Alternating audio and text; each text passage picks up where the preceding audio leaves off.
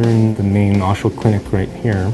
This is models for group practice in Canada. It's been here for over 75 years. It has 3 separate sites, and just at our 3 sites there's about 100 physicians, about evenly split between family doctors and specialties.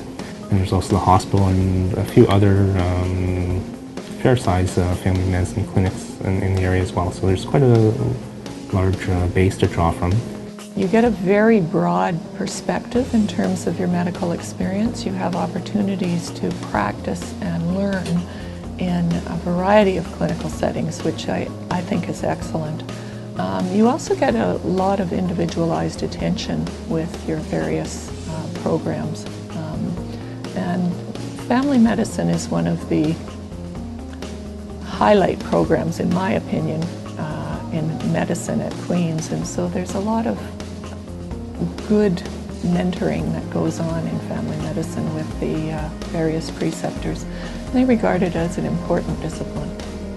It's a wonderful place to raise a family. They have excellent programs here.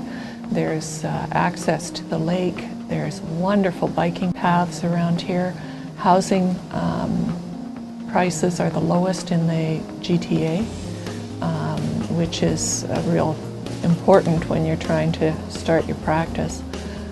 There's a tremendous need for family physicians and a great appreciation for family doctors. There's somewhat kind of a bedroom community as well for people that commute into Toronto. So, yeah, this region has the benefit of being close enough to Toronto that you can access Toronto for any of the major sporting events or concerts, any of the fancy restaurants or that kind of thing. So it's only, if the traffic's cleared, about 45 minutes to get to Toronto. If people are going to be learning here, they're going to have the advantage of not having to get into Toronto every day, though.